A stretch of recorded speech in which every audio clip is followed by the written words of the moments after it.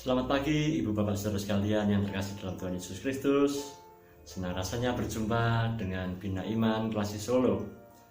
Mari kita bersama-sama memulai renungan kita pada pagi hari ini di dalam doa. Mari kita berdoa. Tuhan Yesus Kristus, pada pagi hari ini kami akan merenungkan sabda-Mu. Bimbing kami agar kami semua dapat memahami apa yang menjadi isi hati Tuhan. Bersabdalah ya Tuhan, sebab kami mendengarkan dan siap untuk melaksanakan. Dalam nama Tuhan Yesus Kristus kami berdoa. Amin. Sabda Tuhan saya bacakan dalam 1 Samuel pasal 3 ayat 1 sampai 14. 1 Samuel pasal 3 ayat 1 sampai 14, demikianlah beritanya.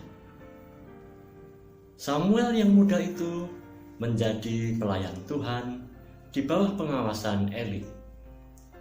Pada masa itu firman Tuhan jarang dan penglihatan tidak sering.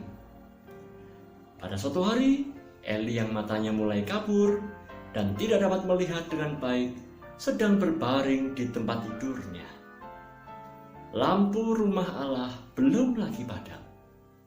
Samuel telah tidur di dalam bait suci Tuhan, tempat tabut Allah. Lalu Tuhan memanggil, "Samuel, Samuel." Dan ia menjawab, "Ya Bapa." Lalu berlarilah ia kepada Eli, serta katanya, "Ya Bapa, bukankah Bapa memanggil aku?" Tapi Eli berkata, "Aku tidak memanggil, tidurlah kembali." Lalu pergilah ia tidur, dan Tuhan memanggil Samuel sekali lagi. Samuel pun bangunlah, lalu pergi mendapatkan Eli serta berkata, "Ya Bapa, bukankah Bapa memanggil aku?" Tetapi Eli berkata, "Aku tidak memanggil anakku, tidurlah kembali." Samuel belum mengenal Tuhan. Firman Tuhan belum pernah dinyatakan kepadanya. Dan Tuhan memanggil sekali lagi, untuk ketiga kali. Ia pun bangunlah, lalu pergi mendapatkan Eli, serta katanya, "Ya Bapa, bukankah Bapa memanggil aku?" Lalu mengertilah Eli bahwa Tuhanlah yang memanggil anak itu. Sebab itu, pergilah Eli kepada Samuel, "Pergilah tidur. Dan apabila ia memanggil engkau, katakanlah, berbicaralah Tuhan, sebab hamba-Mu ini mendengar." Maka pergilah Samuel, dan tidurlah ia di tempat tidurnya. Lalu datanglah Tuhan, berdiri di sana, dan memanggil seperti yang sudah-sudah, "Samuel, Samuel." Dan Samuel menjawab, "Berbicaralah, sebab hamba-Mu ini mendengar." Lalu berfirmanlah Tuhan kepada Samuel, "Ketahuilah, aku akan melakukan sesuatu di Israel, sehingga setiap orang yang mendengarnya akan bising kedua telinganya. Pada waktu itu aku akan menepati kepada Eli segala yang telah kufirmankan tentang keluarganya, dari mula sampai akhir, sebab telah kuberitahukan kepadanya bahwa aku akan menghukum keluarganya untuk selama-lamanya karena dosa yang telah diketahuinya, yakni bahwa anak-anaknya telah menghujat Allah, tetapi ia tidak memarahi mereka. Sebab itu, aku telah bersumpah kepada keluarga Eli bahwa dosa keluarga Eli tidak akan dihapuskan dengan korban sembelian atau dengan korban sajian untuk selama-lamanya."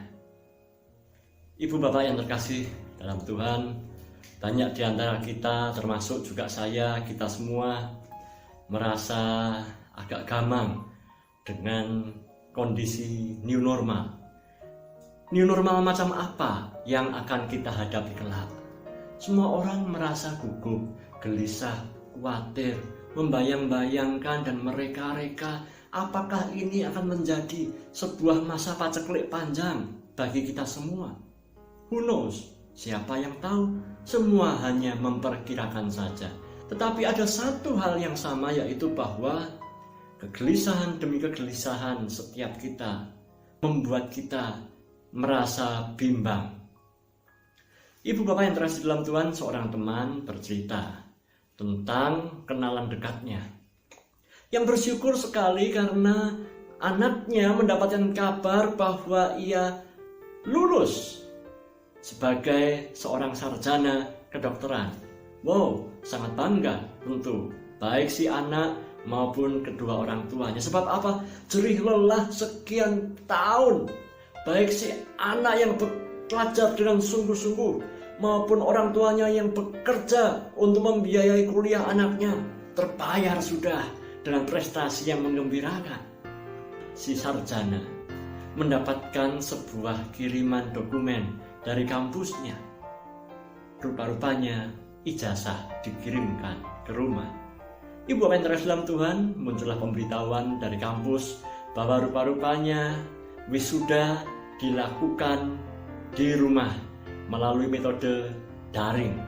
Maka setiap wisudawan wisudawati diminta untuk menggunakan pakaian putih dan pada jam yang ditentukan dengan aplikasi yang dijanjikan, semua diwisuda masing-masing dari tempatnya. Dosennya dari kampus, mahasiswanya masing-masing di rumah sendiri-sendiri.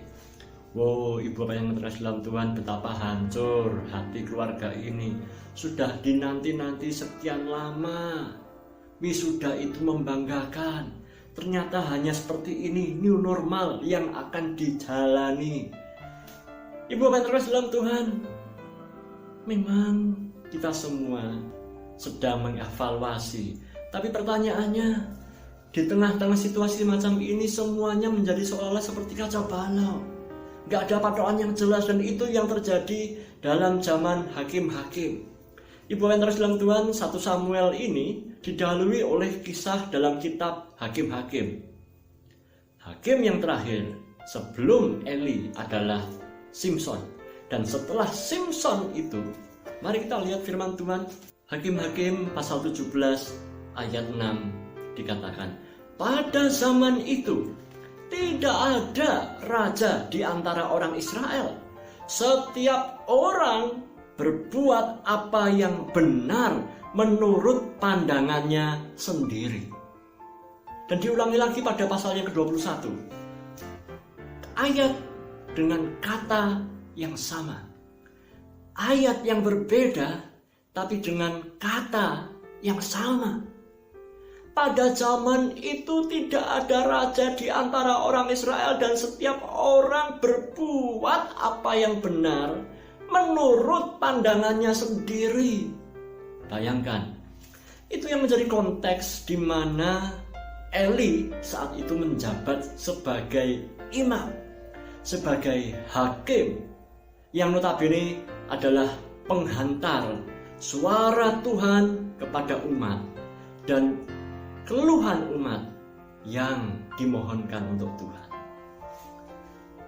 Sungguh amat saya heran membaca ayat ini. Ketika kita baca, dikatakan bahwa pada zaman itu firman Tuhan sangat jarang, penglihatan pun tidak sering. Loh, kok bisa? Bukankah ada Eli, sang pengantara antara Tuhan dan umatnya? Kok bisa firman Tuhan itu jarang? Apa Tuhan sedang ngambek? Tuhan itu tidak ngambek. Tuhan selalu bersabda. Cuman karena kitanya yang terlalu berisik, sehingga sampai-sampai suara Tuhan itu nggak terdengar. Hanya kadang-kadang dengar, seringnya enggak. Dan itu yang terjadi, ibu bapak saudara sekalian. Umat Israel, bahkan juga bait Allah, pimpinan agama bingung urusannya sendiri. Dan kalau kita baca pada ayat sebelumnya, kita sungguh amat prihatin bahwa kedua anak Eli, yaitu Hofni dan Pinehas, melakukan apa yang jahat di mata Tuhan dengan mengambil, merampok apa yang dipersembahkan oleh umat sebelum dibawa kepada Tuhan. Dan Eli seolah-olah tidak menindak tegas pelanggaran demi pelanggaran anaknya. Jadi ibu bapak saudara sekalian yang dalam Tuhan, mari kita bisa bayangkan bahwa di tengah-tengah rumah Tuhan yang ada aturan, tapi seolah-olah tidak ada aturan. Konyol ini. Maka kalau kita baca, saat itu ayat yang ketiga, lampu rumah Allah belum lagi padam, dan Samuel telah tidur di dalam bait suci Tuhan, tempat tabut Allah. Loh kok bisa? Bukankah tabut Allah ditempatkan di ruang Maha Kudus yang hanya imam saja yang berhak untuk masuk, itu pun tidak setiap hari. Lah kok ini malah buat kelekaran, buat tiduran. Karena Samuel tidak tahu akan adanya aturan itu. Kenapa tidak tahu? Karena Eli tidak pernah mengajarkannya. Ibu bapak yang terkasih dalam Tuhan, bagaimana dengan pembinaan iman kita? Pembinaan iman dalam keluarga, pembinaan iman dalam gereja. Kadangkala ini yang terjadi. Orang Kristen terlalu suka dinabubukan dengan khotbah yang lembut dan lembek, khotbah yang lucu, dan setelah itu kita melupakan. Tapi kita nggak mau tahu, nggak mau cari sendiri, mengunyah sendiri apa firman Tuhan yang Tuhan inginkan untuk saya dan Anda. Ibu bapak yang terkasih dalam Tuhan, disitulah maka dalam benak kita ribut sendiri suara batin dan pikiran kita. Maka seolah-olah suara Tuhan sudah jarang kita dengar dalam hidup sehari-hari, bukan? Ibu bapak yang terkasih dalam Tuhan, firman hari ini mengajak pada kita, sekalipun kita ini sering ribut sendiri, suara Tuhan tidak didengarkan oleh kita. Firman Tuhan mengajak, berkata kepada Eli, bertobat atau enggak? Enggak bertobat, terima akibat. Tetapi Tuhan tidak pernah patah semangat untuk umatnya. Tuhan memanggil Samuel. Tuhan masih memberi kesempatan juga untuk Anda dan saya. Selagi kesempatan ini masih ada, mari kita datang padanya. Jangan hanya ibadah secara artifisial, jangan hanya ibadah secara etok-etok. Tahu ya, etok-etok itu artinya kelihatannya baik, kelihatannya beribadah, padahal hatinya jauh dari Tuhan.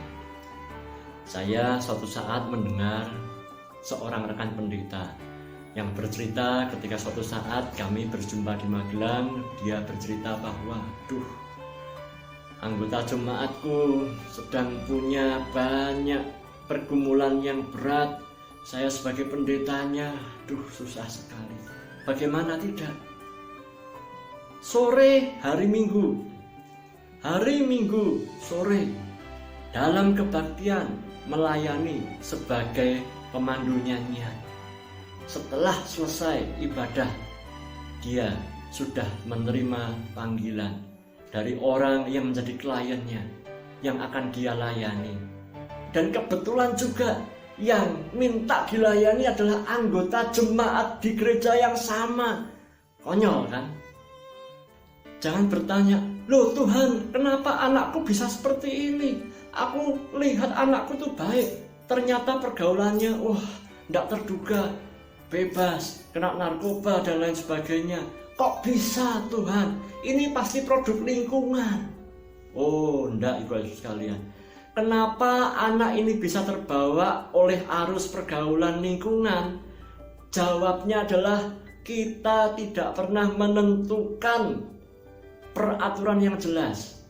Kita nggak pernah menentukan prinsip iman yang jelas dalam keluarga. Kita nggak pernah mendidik anak kita untuk tetap setia kepada Tuhan dan tidak menggadaikan demi cari pasangan. Ya, sing ono iki, sing payu iki, ya wis ora apa-apa, beda agama, ya wis ben. Wong ya wis gede. Ndak. Dalam hidup keluarga Kristen, aturan Tuhan tetap harus ditegakkan. Ketika kita menegakkan aturan Tuhan, ada prinsip-prinsip dalam gereja, dalam rumah tangga, aturan Tuhan ditegakkan, maka niscaya kehidupan kita akan tertata. Ibu bapak yang terkasih dalam Tuhan, Samuel setelah diutus oleh Tuhan untuk menggantikan Eli sebagai hakim dan nabi bagi Israel, ia mengadakan pembaharuan demi pembaharuan. Sejak mulai Samuel, yang namanya nabi ada patokannya, yaitu standar yang ditentukan dari Tuhan. Sebelumnya tidak jelas patokannya. Jadi berarti ibadah iya, tapi moralitas tidak ada. Pura-pura saja. Kelihatannya rapi di sini, tapi coba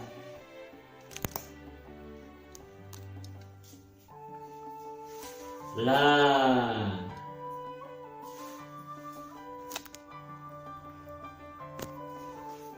ketahuan aslinya. Ini yang tidak kita harapkan. Pembinaan gereja yang macam ini, yang hanya formalitas saja, sia-sia. Mumpung kita hari ini di rumah, mari kita tetapkan aturan kita. Bagi kita yang sudah terbiasa tidak punya aturan, sejak dulu waktu kita menikah kita belum tetapkan aturan bersama dengan istri, suami atau anak.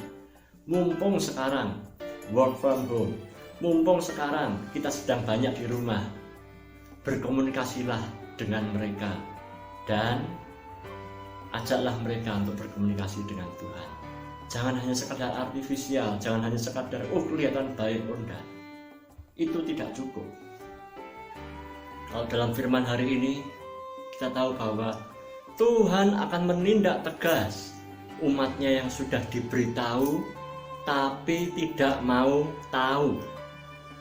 Itu menjadi seorang Kristen yang berakhlak adalah seorang yang mau belajar, sebagaimana Samuel mau belajar. Maukah Anda dan saya terlibat di dalam aturan yang Tuhan ingin tetapkan? Jika itu yang terjadi, maka apapun new normal di masa yang akan datang, yakinlah kita punya pegangan. Amin. Tuhan memberkati.